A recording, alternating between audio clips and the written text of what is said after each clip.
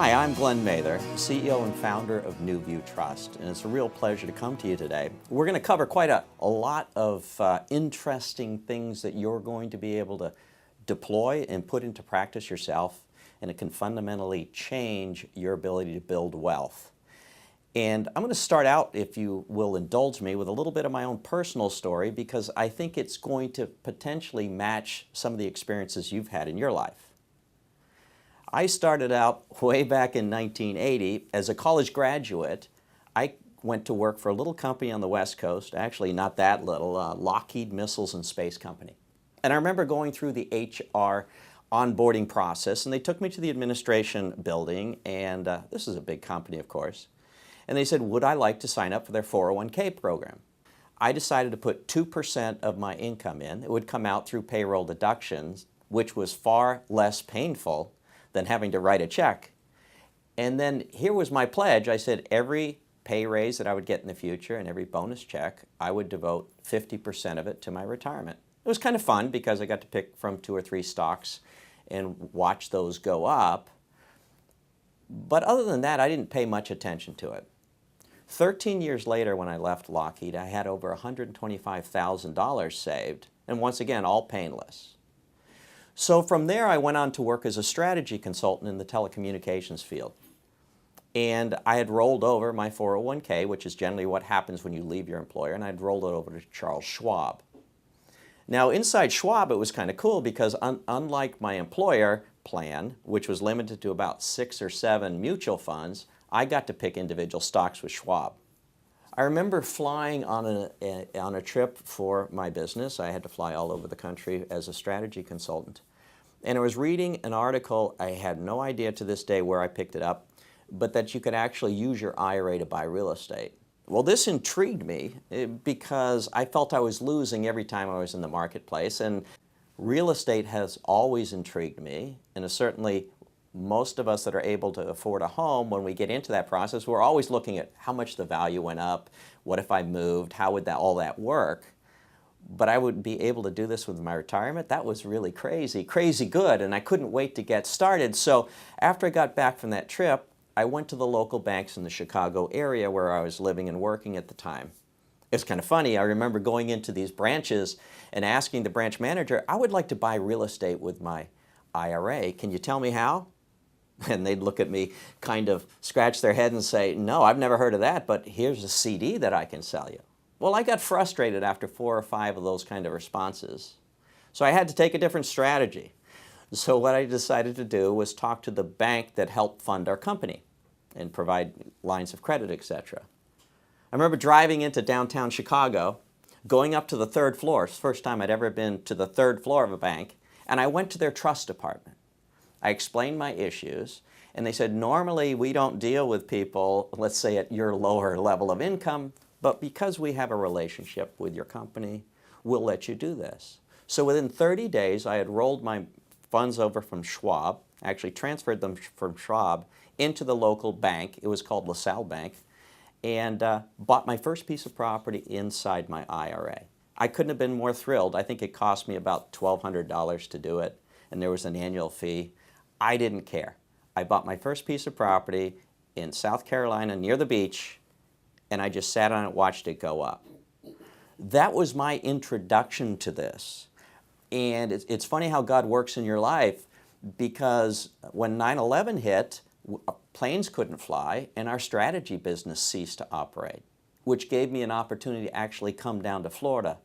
And through a lot of interesting things that happened, I ended up being able to open my own office as a self-directed IRA administrator. And from 15 years ago, we've been able to grow a company that simply does this, allows people to grow wealth within their tax-deferred IRA plans. And so today I want to explain to you and show to you what our clients are doing, and I think that you're going to find that this is a tremendous tool, whether it's your IRA or someone else's IRA, to do the types of investing that you really want to do. So over the course of the next 40 minutes or so, I'm going to take you through the process of the benefits of tax deferral and how significant that can be. I'm going to show you the types of accounts that you can utilize. We'll go over what the rules are, the possibilities and the prohibitions of using these types of investment accounts against the type of investments that you can make. We'll certainly cover those types of investments that you can make, and then sort of explain the positive and the negatives of this approach with the main segments of investments that you might be considering. It's been an interesting time in the stock market. It doesn't really matter when you're viewing this. The fact of the matter is, what I decided to do is to go back and take a look at the last 12 months of how the general markets have done. That would be the typical ones, which the averages of the Dow Jones, the S&P 500, and the NASDAQ. That pretty much represents our stock market today. And can you imagine if during 2018 that you were a stockholder with your retirement plan in any of these indexes, and how would it make you feel? Probably a bit queasy over time. And I'm not to suggest that investing in the stock market isn't right. It's just not right for me, and it's not right for my clients for a large segment of their retirement wealth. But other people believe that it's always going to come back and it'll always rebound when it doesn't do well. I just tend to prefer things that do well all the time, not that do well in up markets and don't do well in bad markets. And as you can see, this choppiness, if we go back 5, 10, 15 years, wealth could have been built. But my situation is this: I don't want my wealth to be subject to those ups and downs. Now, well, the marketplace has a solution for that. It's called an annuity. So you can actually buy an annuity, and there's many, many people that like annuities, and there's many, many people that are in them that don't like them. But generally speaking, what you're with an annuity, it's an investment plan that includes stocks and bonds and mutual funds perhaps, and there's an insurance component to it. So that if they will guarantee you a particular rate, even if the market goes up or goes down. If you tend to peel those apart and take a look at the annuity business, you'll see a whole lot is spent in the insurance market, and the kind of returns you're going to get aren't going to be robust. So generally speaking, the market says the more secure it is, the lower rate of return you're going to get. So when you start to look at alternative investments in the space, you can see that sometimes that's not always the case. And what I really love about alternative investments, instead of doing the traditional ones, is I can take advantage of my knowledge, but actually more importantly, the knowledge of people around me that I trust, to find things that are not being bid up or bid down by millions of transactions. We talk about investments, but really what we should be concerning about investments is not just the return, but how about the return that you're going to keep? That's far more important, because if it's being paid out in taxes and commissions, that yield that you think you're getting at the top line doesn't end up coming all the way to the bottom line. There's a couple ways the government takes taxes on your investments. One might be ordinary income tax, and generally speaking those are the types of investments, like for instance, if you invested in notes and you got interest paid back to you. Whether you're initiating the notes or buying the notes, it doesn't really matter. When you get that interest income, it feels really good, but the problem is it's going to get taxed, and it's going to get taxed at ordinary income tax rate, which even with the latest tax cuts, if you're in the top bracket, that means you're writing a check, marginal income tax rate of 37%. So every dollar that you earn, you're going to actually be giving back to the government 37%. And if you're fortunate enough to get capital gains rates, that's usually based on asset appreciation, the growth of the value of the asset between the time that you bought it and the time that you sold it, that's taxed at a rate as high as 20%. Certainly not as bad as 37%, but here's the issue: both of those capital gain rates and those tax rates could be even much higher depending on the state. I live in Florida, so thankfully we don't have a state income tax. But if you did, chances are you're going to pay even higher taxes than that. So as you can see, you got to have to be a pretty darn good investor to be able to have sufficient yield so that you can get it taxed away to that point and still really feel like it's growing. What if there was a way, though, to build your wealth without taxes? Well, I wanted to kind of understand what that impact was in a way that I can illustrate it to you, so I did an extreme example. What if you were to start off with $1 and you found a phenomenal investment that would continually grow at 100%? Now, I'm looking for those investments every day. I can't find them, but I'm just using this to make a point. What if you were to do that and you were in the 25% tax bracket? Now, many of you are higher than that, and some of you may be lower than that, but I just understand that we just did it for illustrative purposes. So every year it gets doubled, and when it goes up, you get taxed at 25%, gets pulled out, a check written.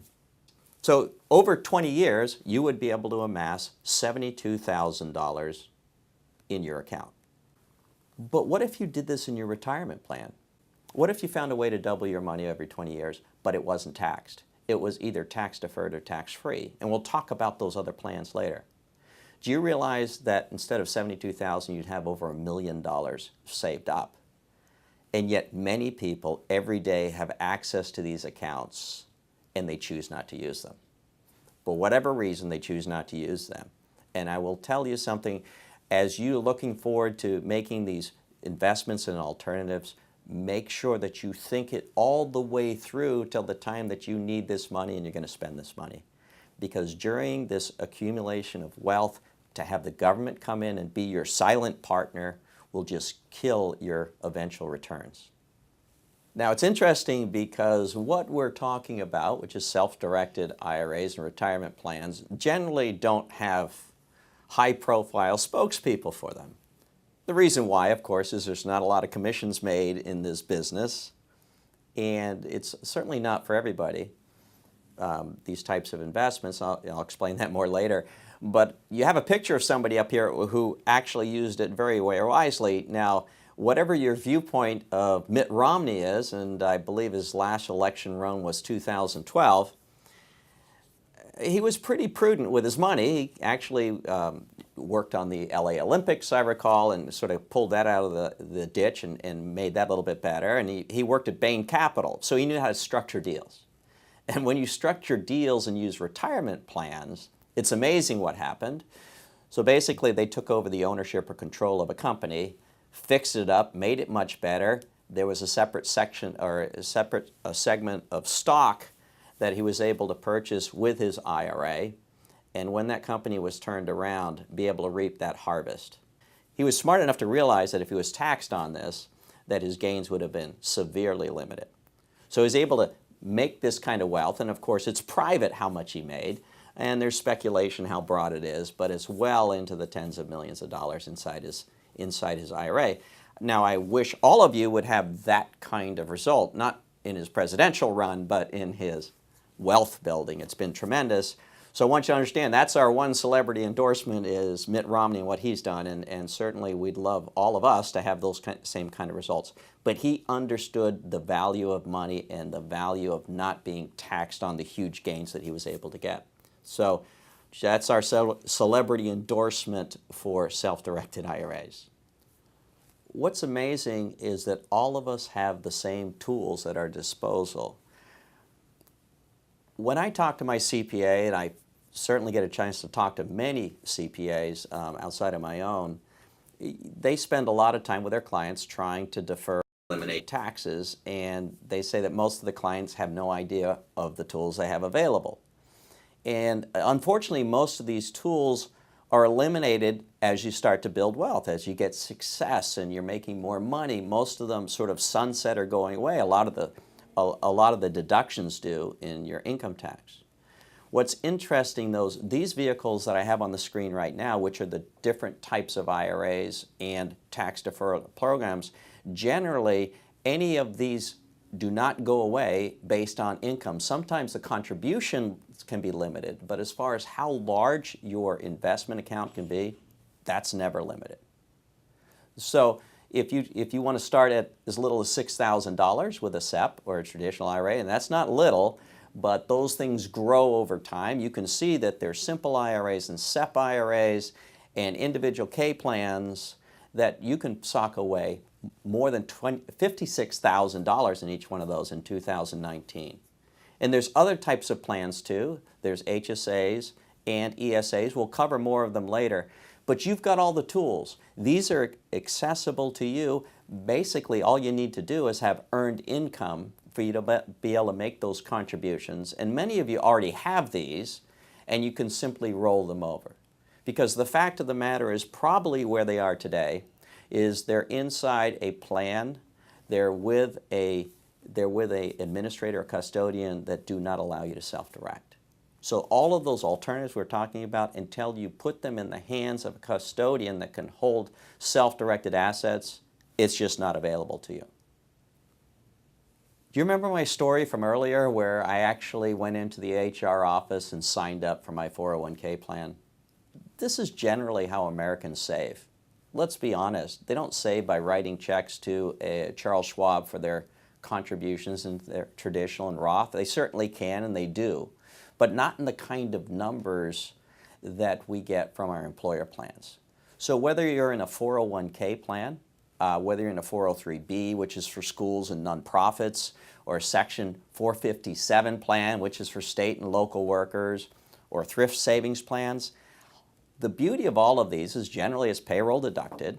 You get a chance to choose from a certain level of stocks and bonds and mutual funds. They're generally smaller, right? Because what they don't want to do as an employer is confuse you with too many choices. And that's the problem, is that you're limited. But the good news is many of these companies give you a match. You should always, always be in your employer plan if they give you a match, at least up until that point. Here's the problem with it, though. All this wealth is accumulating, and you're frustrated because you can't self-direct it. You can't make the choices and the alternatives.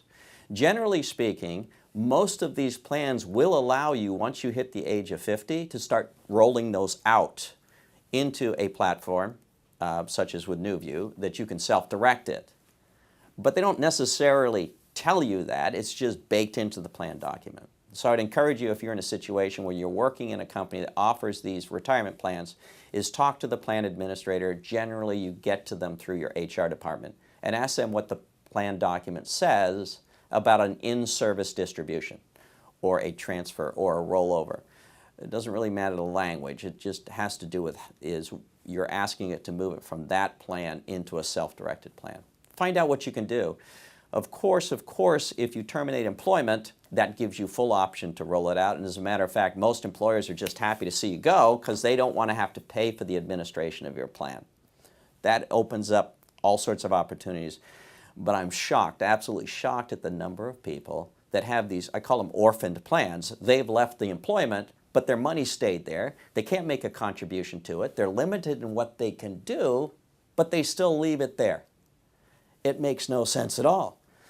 But trust me, there's a lot of wealth in there. There's about almost $8 trillion in these employer plans, all of which eventually could be rolled over into a self-directed retirement plan. In addition, IRAs themselves have grown up to be about $9 trillion. So understand that that's a great tool for you if you have money left in 401ks or other employer plans and you don't work there anymore, or you're 50 and over. Contact that employer and see what you can do to roll it over. But it's amazing the wealth transfer of going away from the working employer-based plan into IRAs. It's a good trend because you have so much more freedom of choice once it's inside an IRA. Well, if you recall the chart earlier where we talked about the contributions and the 4 types of IRAs, which is traditional Roth, SEPs, and simple IRAs. We had 401ks, we had ESAs, which are educational savings accounts, all about saving money for education, of course, and health savings accounts. All of those can be self-directed. All of those can be custodied outside the traditional Charles Schwab and those types of investments into private investments. The traditional IRA, the SEP IRA, and the simple IRA really use this concept of pre-tax contributions. What that means is that if you put money into these plans, they're generally going to be all about not paying taxes when it goes in those plans. And generally speaking, they don't get taxed all the time they're invested in the plans. What happens is when you get older, you can start taking those funds out. If you take it out early, there'll be a penalty. But generally, you take them out after the age of 59 and a half, and what happens is they are now they are now not tax-free anymore, but you're going to get taxed based on the actual distribution you take out. So that's what a traditional, a SEP, and a simple mean. And I'm going to leave Roth IRAs alone for just a moment. So the HSA component is really a part of a high deductible healthcare plan. So if you happen to have one of those, it comes together nice gift wrapped with a HSA capability. You can actually save money tax-free, put money in the HSA tax-free for qualified medical expenses. So if your insurance company doesn't pay for the first $1,000 for your doctor, you can actually use your health savings account to pay, but you haven't paid taxes when you put money in. It's pretty cool, right? But what's even better than that with an HSA is you can put money into it, you can self-direct it, and all the things we're about to talk about, and you never have to take it out. You say, well, Glenn, why would you do that? Well, the reason you do that is just another way to build wealth. If you can afford to pay for your doctor outside of your health savings account, imagine it keeps building tax-free. Now, if I want to take it out for qualified medical expenses at any time, I can take it out. So the beauty is it's always there, and as I get older, the likelihood that I'm going to have higher medical bills will be there, and it's always there growing. And once I'm at 65, I can take that money out, not pay any penalties, just pay ordinary income tax. So all the growth has been tax-free. Another account that's a little similar to that is an educational savings account. You can put in $2,000. You could do this for each of your dependents. You can do it for your grandchildren. And you can put it in an educational savings account. Now, the money that you put into an educational savings account is not tax deferred. But we understand that the real value of these accounts is the growth inside the account without taxes. So if I have an infant, I can open up that account. As long as I don't earn too much, there are earning limits on someone able to contribute into this type of account. But I get to put it in there. I get to watch it grow. I can partner it with my other accounts. And when they're getting ready to go to college or high school, then you can take that money out and there is no taxation. So you've gotten that whole growth tax-free. Pretty cool. So it doesn't really matter which one of these you pick. They're all tax advantaged. And I'm going to kind of sort of get to the one that's been talked about the most, which is a Roth IRA. A Roth IRA has the ability, what you're really doing is you pay tax before it goes in. You don't pay a special tax. It just means you don't get the tax deduction when you make that contribution. You say, well, why would people do that? That's pretty big. What if I'm in a high tax bracket? Well, understand what the concept here is. The concept here is you pay the tax on the seed. With a Roth IRA, you're actually paying taxes before it goes in. In other words, you don't get a special deduction for your Roth account contribution. It grows tax-free over the time it's in a Roth IRA, just like it does all these other accounts we've been talking about. But the real difference happens when you take it out. If you've had contributions in your IRA, in your Roth IRA being made for at least 5 years, and you've achieved the age of 59 and a half, guess what? You get to take all that money out without taxes. In your senior years, when you're not making money anymore, can you imagine the advantage of not having to take extra money out, pay taxes, and get to live on what's rest? You get to live on all of it, no taxation. That's what a Roth is. So it's like paying taxes on the seed, right, when the investment's not worth as much, watching it grow over the years, and on the harvest, no taxes. So whichever one of these accounts you choose, rest assured you're doing so much better than if you invested this out of your own pocket. And it's interesting, I recall in a presentation I did about 14 years ago in front of a very dubious CPA.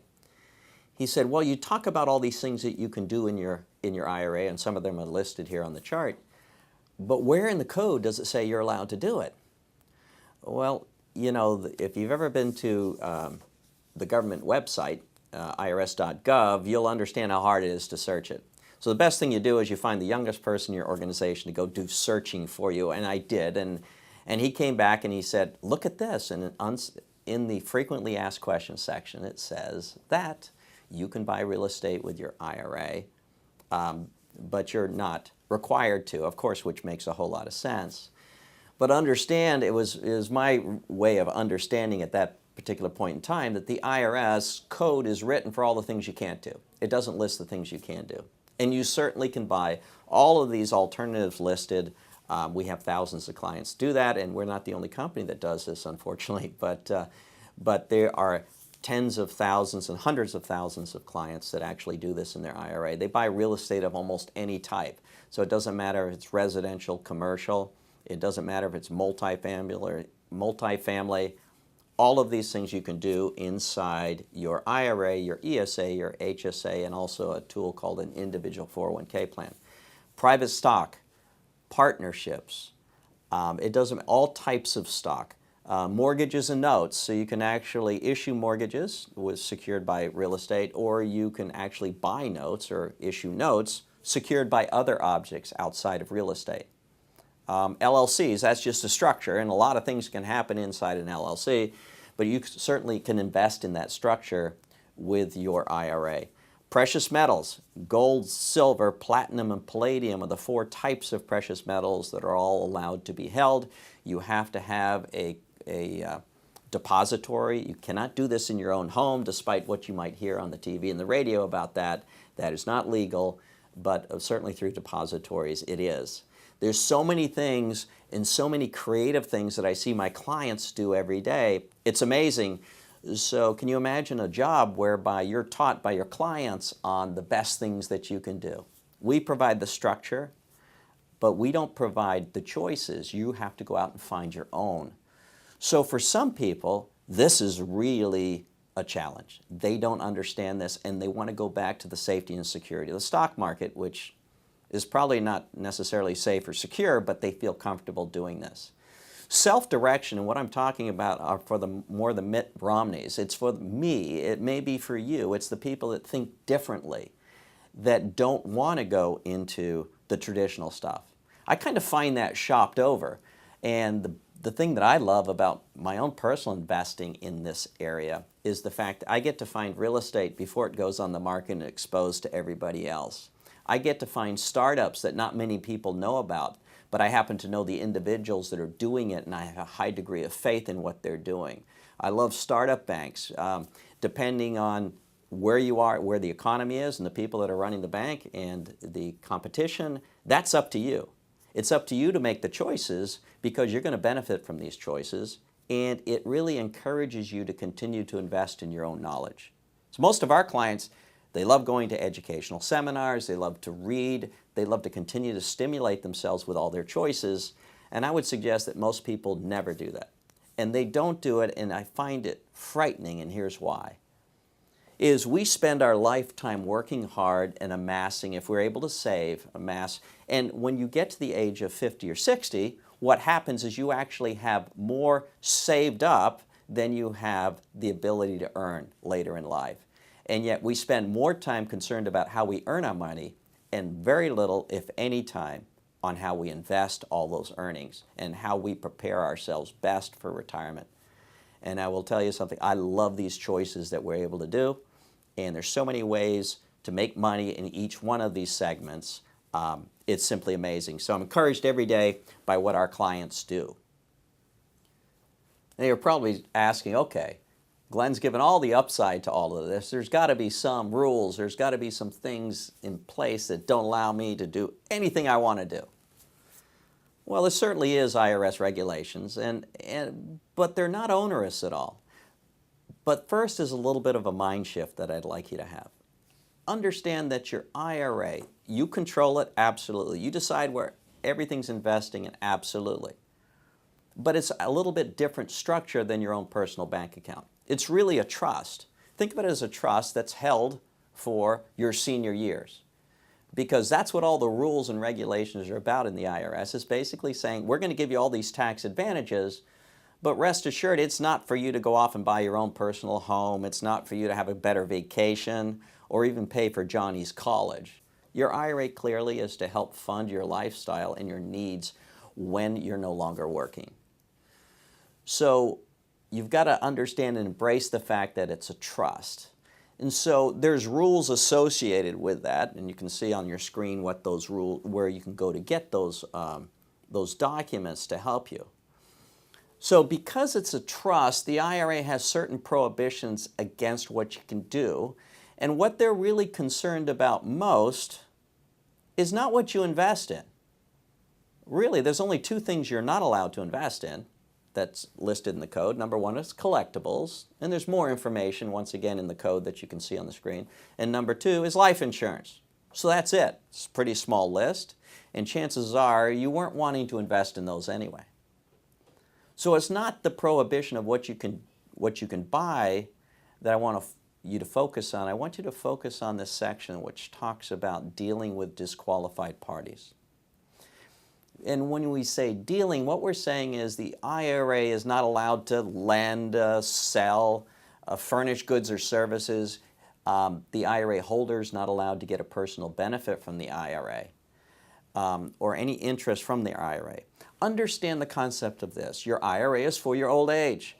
You can benefit and should benefit through good, prudent investing into making that grow. And that benefit gives you the safety and security for your older age, I suppose. It's when you can draw it out through a distribution. But until then, you're not supposed to get a personal benefit.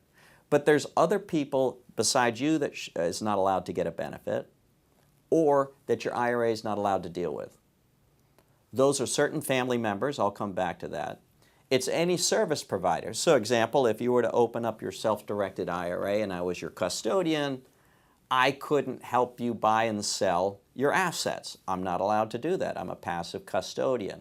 My job is to make sure that, that your papers are filed correctly and that we administer your accounts correctly. That's my goal. Your job is to find the investments, okay? So the IRS says, I don't like blending those two ideas, so service providers are off limits, all right? Also, you are off limit. You, as the IRA holder, you are disqualified parties. But getting back to family members, the family members that you're not allowed to transact with inside your IRA or get a benefit from your IRA, think of it as the family tree and the tree trunk. So it's your parents and your grandparents, it's yourself and your spouse, and it's your children and their spouses and grandchildren if you happen to be fortunate enough to have those. Those are the disqualified parties in your family tree. Understand, I haven't talked about cousins, nieces, and nephews. I haven't even talked about siblings, brothers and sisters. They are not expressly disqualified from transacting or getting a benefit from your IRA. But you better not be giving it away. In essence, what the IRS is looking for is an arm's length transaction in everything you do. So my personal recommendation, once again, I'm not an attorney or a tax advisor, but is to stay away from your family completely with your IRA. There's millions of other people you can transact with. If you're in the case of an audit, you would rather not sit there and talk about whether or not you gave your sister a sweet deal on a piece of property or she got a personal benefit from it simply because it's your sister. Was it arm's length? The IRS is just wanting an arm's length transaction where you personally or other disqualified people don't get a benefit, etc. By now you might be interested enough to say, how does all this work? Well, as a custodian, I can tell you it's not that difficult. The first thing you do is open an account and you got to fund it. Now you can fund it through a contribution, brand new account. You can fund it through a transfer of an existing IRA over, also with an ESA or an HSA. But also you can roll it over, and roll it over simply means that you take it from an employer plan into an IRA. So that's how you get started. You simply request the custodian to go purchase a particular asset in the name of your IRA. It's held by the custodian, and if there's any expenses that are required, for instance, if you own property and you have to pay real estate taxes, usually they're state or local taxes, that's paid by the custodian from your IRA. You let it grow, you make multiple purchases and sales, and as it grows, it stays there for you until you want to take a distribution. Or if you really want, you can pass this on to your heirs, and it's a tremendous way to pass wealth on, sometimes with all the benefits accruing over their lifetime as well. One of the things that your custodian is going to help you do is to make sure it's titled correctly. it's absolutely critical it's titled correctly, because once again, your IRA is not your personal money. It is kept in a particular account because of its tax benefits. So we don't want that string of title to ever change except be inside the correct titling and inside your IRA. Your IRA owns it, you don't own it. So for instance, any client that does business with us as custodian, it will be titled, titled NuView FBO. That stands for the benefit of Jack Smith's Roth IRA, fill in the blank for whatever type of IRA, and then the IRA number. This way, everybody that touches that asset understands it's an IRA, it's tax protected, it's tax shielded, and it maintains that as long as that title is maintained correctly. So what I'm going to cover very quickly is 2 or 3 different types of investments that we see the most often coming through our office, and the highest by far is real estate. And you can invest in real estate in various structures, whether it's in an LLC or it's fee simple title, or 1 or 2 or 2 or 3 or more people are partnering directly on the title. Options for purchase options for contracts with real estate. All of those things can be held with a self-directed IRA or ESA or HSA. This can be multifamily. It doesn't really matter. It can be raw land banking. I've done that. That was my first deal I did in my IRA. It can be rehabs, flips. A lot of other things can be done with real estate. Are there issues with it? Well, there's absolutely issues with real estate, and some people talk about 3 T's, which is tenants, termites, and toilets, and they don't want any part of that. Of course, you can get professionals to manage it for you, and your IRA would simply pay the professionals their fee for doing that. So you don't necessarily have to be in every aspect of this, all right? Understand just quickly is that you're not allowed to buy a rehab and work on it yourself. So your IRA has to pay somebody else to do it. None of those disqualified people that we talked about. So generally speaking, when I do this, I always purchase the services of a professional property management company. I would rather not be in that business. You are allowed to manage it on your own if you'd like. Every year you have to have an evaluation of the property. It does not have to be a full-blown appraisal unless you're converting it or doing some other taxable event. There are ways that you can go and get a broker's opinion letter to give that to us every year. If you're getting older and you're over 70 years old and you're required to take minimum distributions, you just need to make sure that your renter, if it's a renter that's paying you, or it's paying you enough that you can take those distributions later. You can read the other issues on here. The benefits, I happen to love the benefits of the fact that I have an asset that may be appreciating while it's spinning off cash. So I like rental real estate. And it doesn't really matter which one it is, whether it's a single-family home, a duplex, a triplex, an apartment. They'll kind of have that same general idea, which is the underlying asset may appreciate, but I'm getting the cash flow too. Kind of a nice thing to think about as you're getting older. You have those options to do it. And once again, you don't have to sell your real estate once you get to be 70, 70 and a half, as long as it's generating income for you. It can make for a very good long-term investment, both for you and your beneficiaries as well. Now, private placements can take all types of shapes and sizes, and they can be Reg Ds, and they can be private deals and syndications and all of those types of things. They can encapsulate a lot of different things.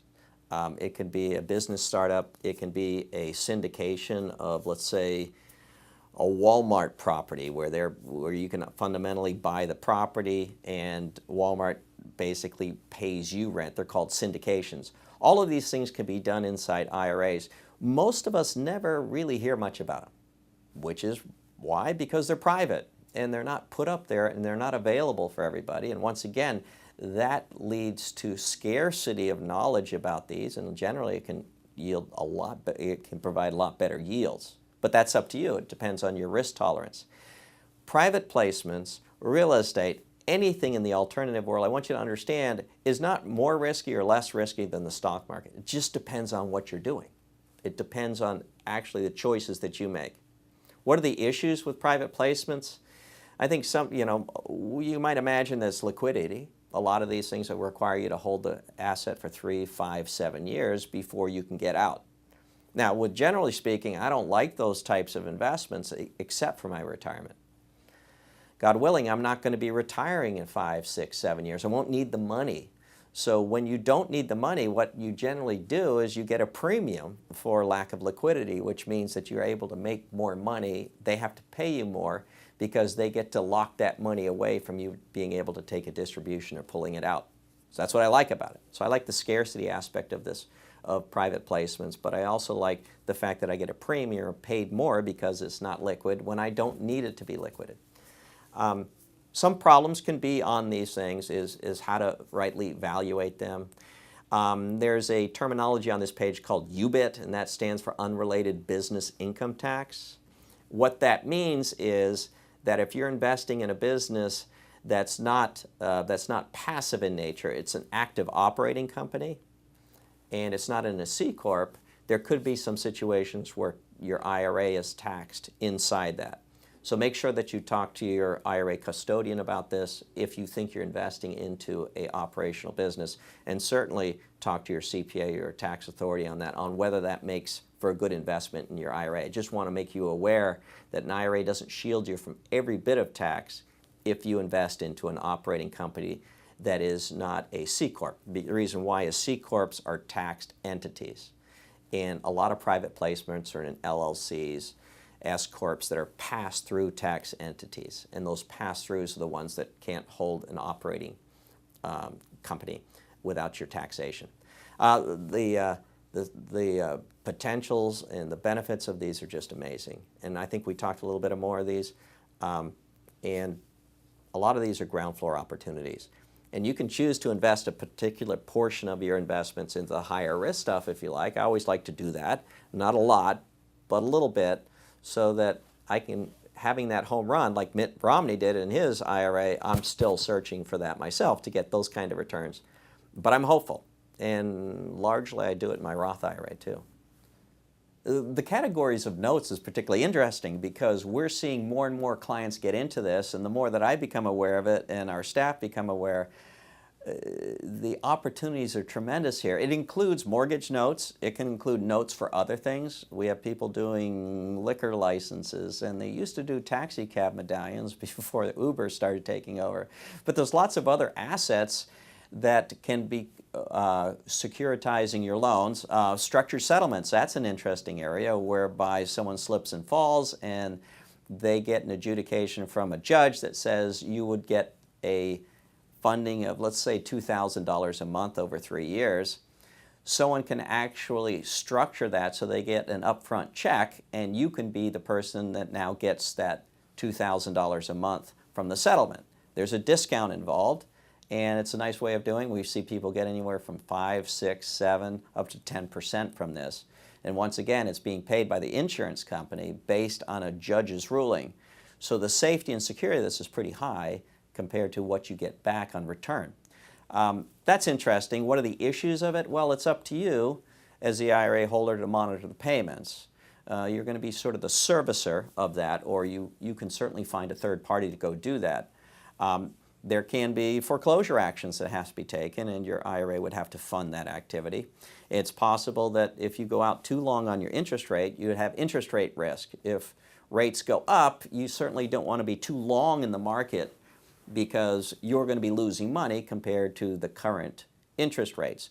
So a lot of our clients, you'll see them do 1, 2, 3 years. They'll do balloons. All of those things are up to you as the IRA holder. Tremendous amount of opportunity in here. What are the benefits? Of course, in addition, you can invest in real estate without really worrying about the 3 T's of owning rental real estate. You can adjust the terms. It's up to you between the buyer and the seller, the borrower and the lender. And you can make sure that the asset that securitizes that loan is something that you can resell at a much greater or higher rate than whatever the individual is going to owe you that doesn't get paid back to you. So you get to choose all of that inside a self-directed IRA. No wonder this category is growing so fast. One thing that may not be so obvious to you yet is the power that you have, not just with your own IRA. Maybe it's not that big, but the power in using other people's IRAs to fund your investment choices. This is really, really amazing. Understand that other people get to use their IRAs in your projects. So perhaps you're the syndicator. You're finding a piece of property that you would like to manage, you'd like to buy and manage and hold, but you don't have all the resources to do it. You know, understand that people have IRAs that they're particularly really unhappy with the stock market performance. Remember that slide that we showed? They want to get out of that choppy water and they want to self-direct. You can give them the vehicle to self-direct into. Once again, it's up to you to negotiate it, but all of those terms and all of that possibility is really available to you once you fully understand what a self-directed IRA can do. Don't forget there's that $7.8 trillion of it, and most all of it's in Wall Street. It's available to you. They can also be your lender. So why not make a deal with them, and you can ask them, what are you getting today in your IRA? And once again, you can't ask everybody this, but there's people around you that you could ask. And you know, how do you feel about it? What if I was to take that away? What if I was to take that choppiness away and promise you 6% return? Would you be happy with that? And by the way, here's a security interest you can have in my project. That might be very attractive to them. And it's certainly going to be more attractive and probably less cost to you to go to individuals than it would be to go to the bank. And many times for investors, the bank option isn't available to them.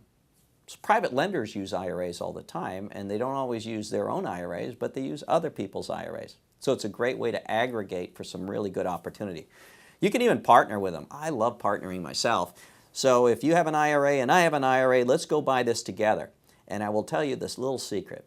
It's a great way to tap into their knowledge. So if someone's really knowledgeable about notes, for example, why not buy a note together, 50-50?